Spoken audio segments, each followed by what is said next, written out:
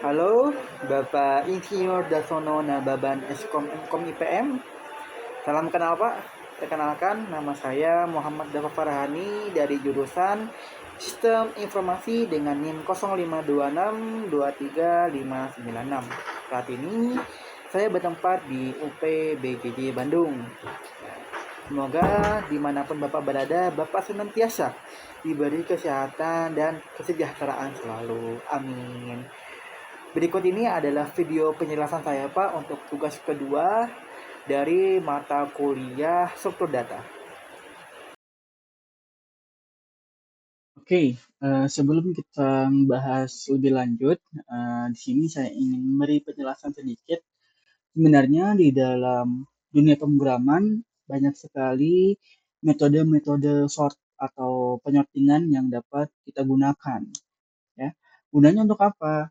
Gunanya untuk mengurutkan data kita, baik itu secara ascending, mengurutkan dari nilai terkecil hingga ke nilai terbesarnya, ataupun kebalikannya secara descending, yaitu mengurutkan dari nilai terbesar ke nilai terkecilnya.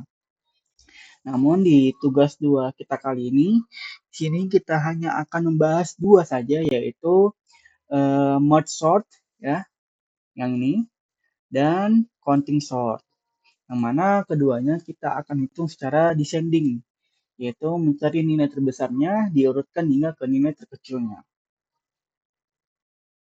Oke, yang pertama di sini kita akan membahas merge sort terlebih dahulu. Nah, merge sort ini ya secara simpelnya, secara sederhananya, dia akan mengurutkan data kita dengan cara data yang kita punya dia akan membaginya menjadi ke bagian-bagian kecil, ya partisi-partisi lebih kecil, yang nantinya kemudian partisi kecil itu akan saling dibandingkan dan kemudian nanti hasilnya akan digabungkan kembali. Kurang lebih secara garis besar seperti itu. Dan di sini saya sudah punya sedikit ilustrasi, tapi mohon maaf bila gambarnya kurang rapi, tapi semoga Bapak dan teman-teman semuanya bisa mengerti. Di sini saya akan menjelaskan dulu secara visual ya, bagaimana cara kerja dari merge sort terlebih dahulu sebelum kita masuk ke dalam pemrogramannya atau codingannya. Di sini kita punya array, ya suatu array dengan elemen yang berisikan 14, 7, 3, 12, 9, 11, 6, dan 2. Nah, cara kerja dari merge sort itu, dia akan membagi dulu nih, ya array yang kita punya atau data yang kita punya. Ya. Dia akan membagi menjadi dua bagian. Ya, sini kita bisa lihat ada array baru di sini dan ada array baru di sini. Atau bisa kita bilang ya, ibaratnya kita bisa bilang kita punya yang tadinya kita punya satu array ini, kita punya menjadi sekarang dua array. Ada array yang di sebelah kiri, ada array yang di sebelah kanan. Kita bisa bilang seperti itu. Nah, di area yang sebelah kiri ini merupakan bagian kecil dari area yang di atas ini, yaitu isinya adalah 14, 7, 3, dan 12 ya, dibagi dua. Kemudian yang di area sebelah kanan ya isinya 9, 11, 6, dan 2. Oke, setelah dibagi dua seperti ini ya, kita punya array yang di kiri dan di kanan ini.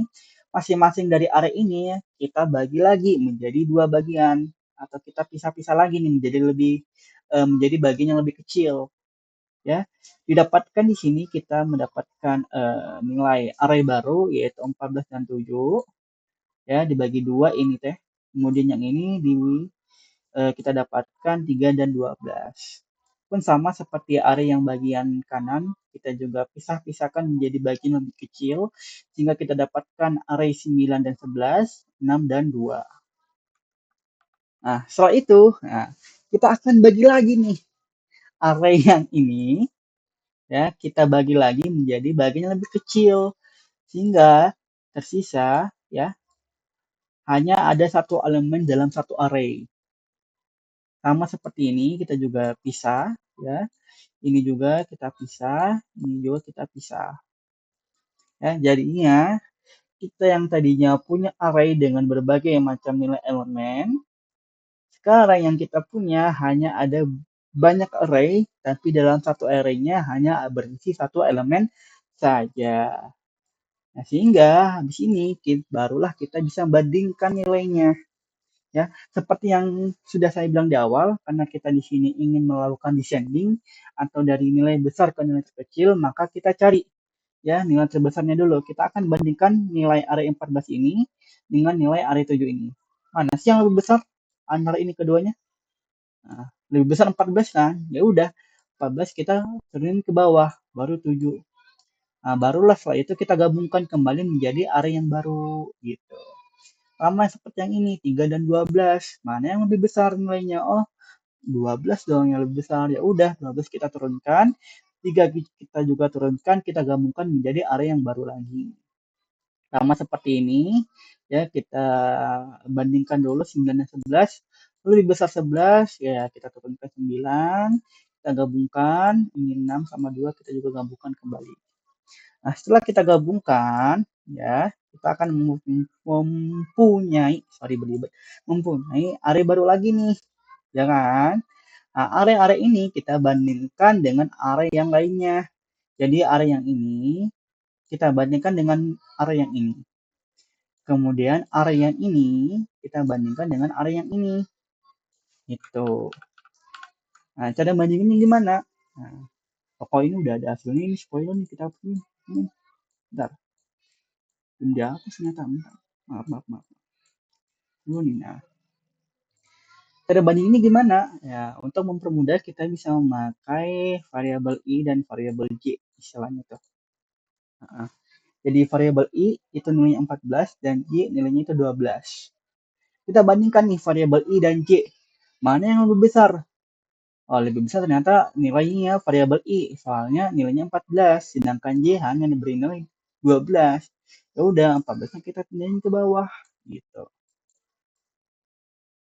Karena i nilainya itu sudah dipindahin ke bawah ya, kita geserlah nilai i ini ke sampingnya, yaitu ke 7 gitu. Sekarang kita bandingkan lagi i dan j. I-nya 7, j-nya 12. Mana yang lebih besar? Oh, nilai j-nya aku dong, ya kan? Karena nilai j-nya 12, i-nya 7, ya udah. Y-nya atau 12-nya kita pindahin ke bawah.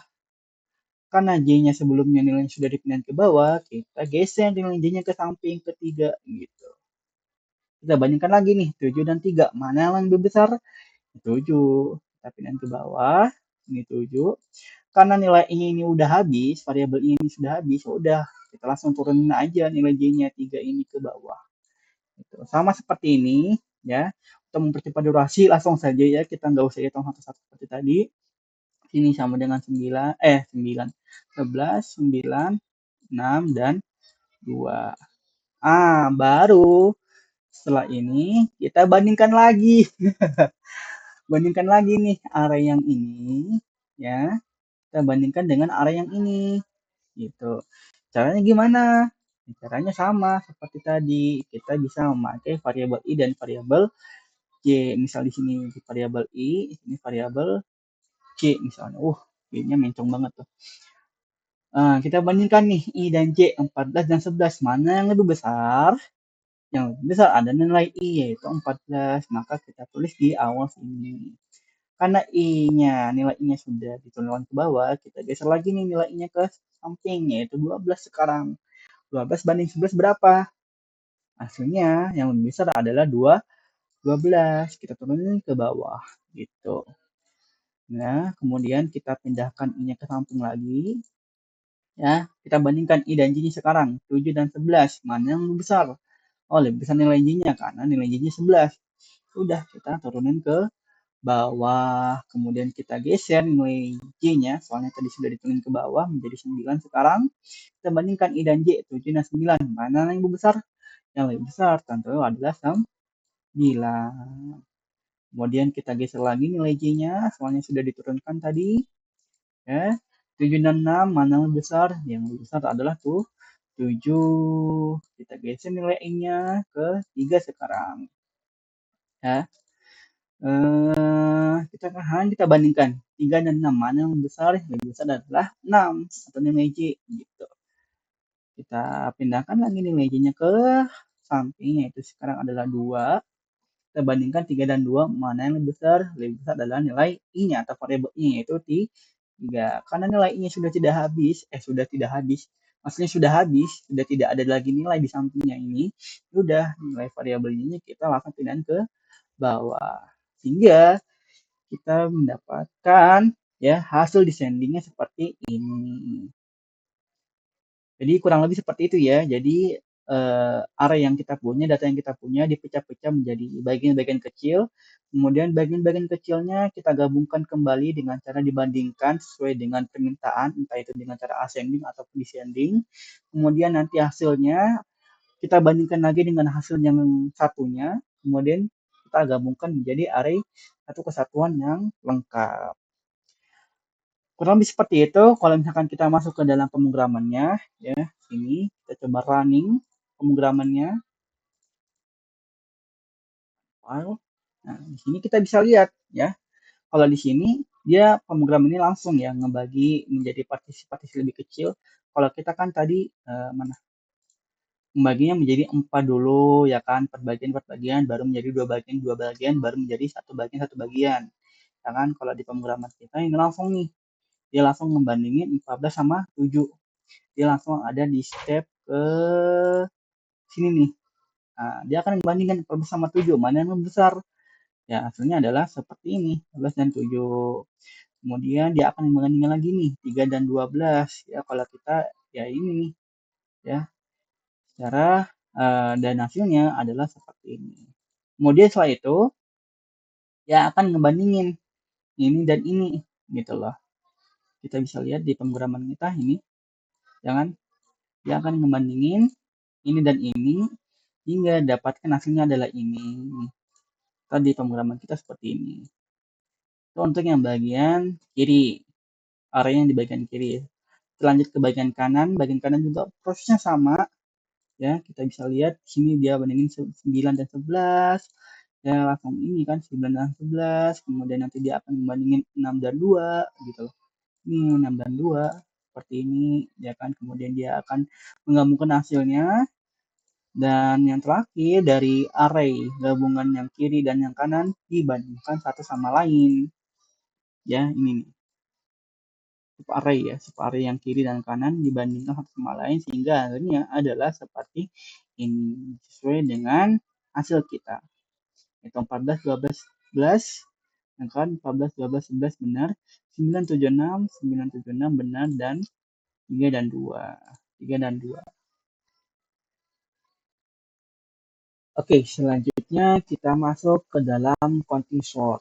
Nah, dalam counting sort ini kita masih menggunakan array yang sama yang kita pakai di dalam merge sort kita tadi, yaitu 14, 1, 3, 12, 9, 11, 6, dan 2.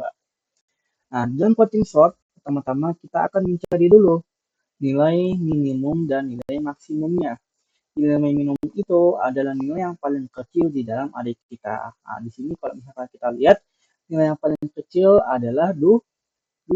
Ya udah, kita tuliskan nilai minimumnya adalah 2. Nah, untuk nilai maksimum adalah nilai yang paling tinggi atau nilai yang paling besar.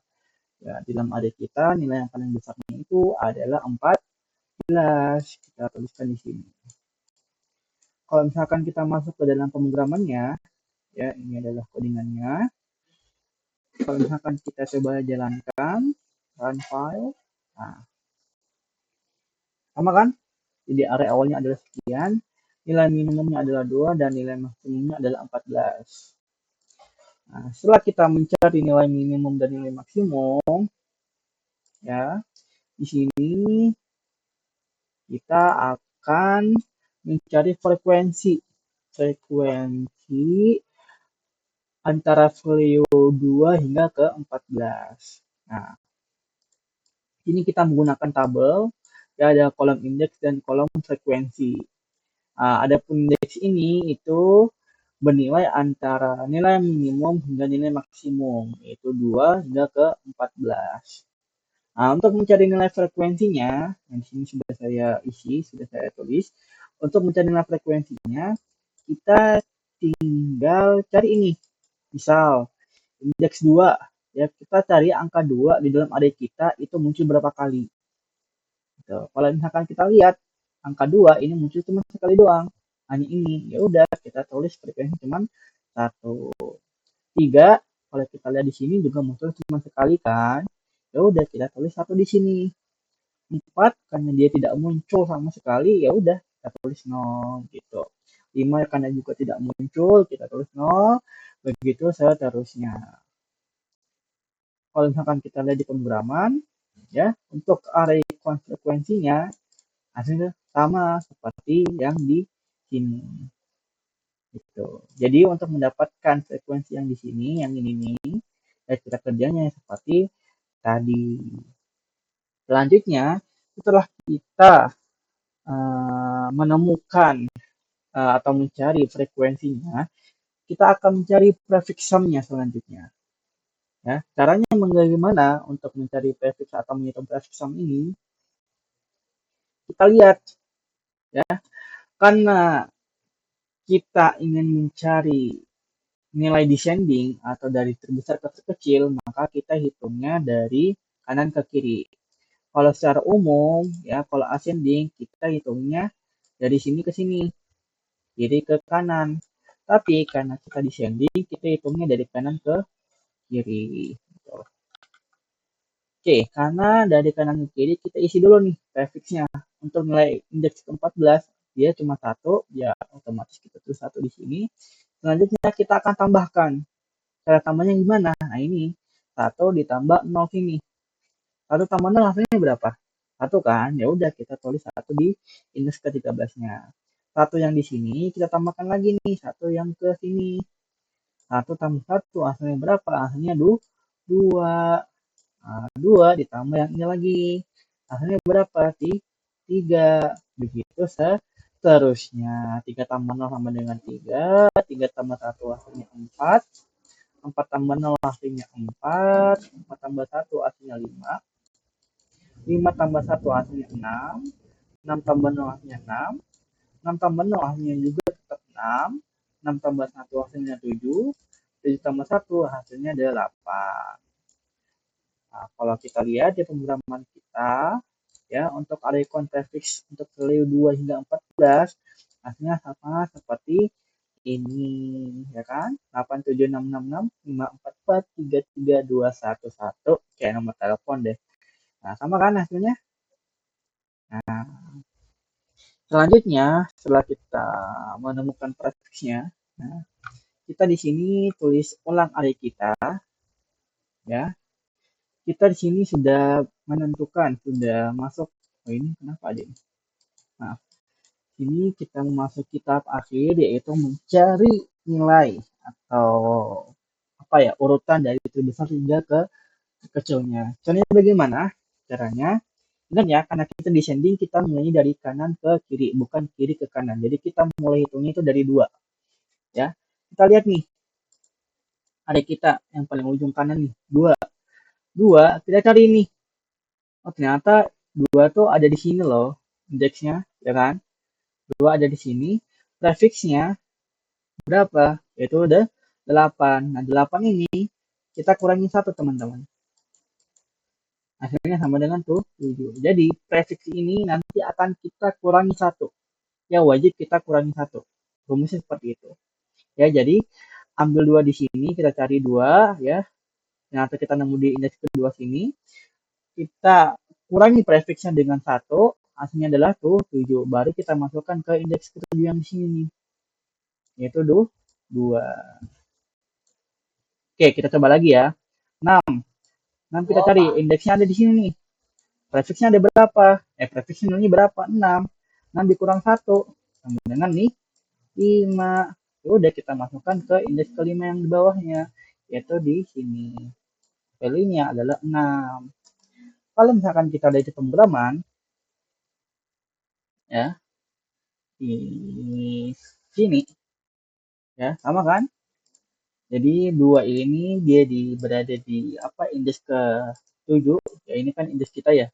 Dari 0 hingga indeks ke-7, 2 ditempatkan di indeks ke-7. Ya, itu setelah dilakukan decrement atau pengurangan seperti yang tadi itu dikurang 1 tadi itu. Untuk nilai 6 juga sama, ya, dia berada di indeks kelima, ya, setelah dilakukan decrement atau pengurangan. Kalau kita lihat, ya, ini sama dengan yang ini, ya kan? Di sini 0, ya, kalau di pemrograman sini dia tulisnya 0, kalau di gambar kita, kalau di gambar kita memang sini belum ada nilainya, ya, atau sama dengan 0 juga. Sama kan?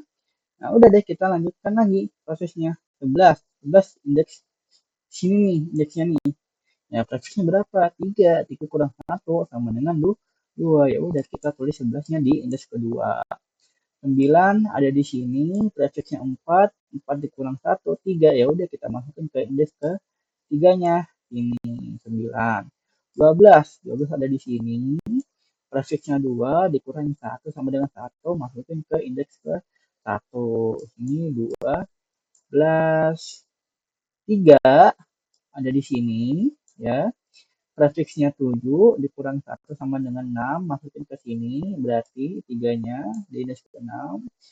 Kemudian 7 ada di sini, ya.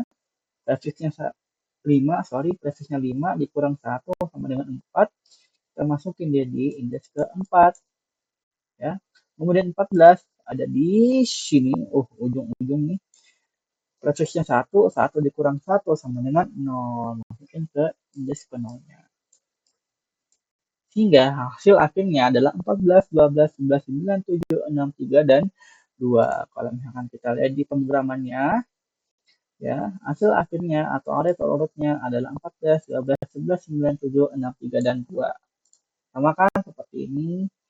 Jadi kurang lebih seperti itulah cara kerja continuous for. Semoga Bapak dan teman-teman semua bisa mengerti atas penjelasan yang telah saya berikan ini. Cukup sekian Pak video penjelasan dari saya. Bila mana dalam video kali ini banyak kekurangannya, banyak kesalahannya, saya mohon maaf yang sebesar-besarnya. Atas perhatian dari Bapak, saya ucapkan terima kasih banyak. Sampai jumpa di tugas video berikutnya. Dadah Bapak.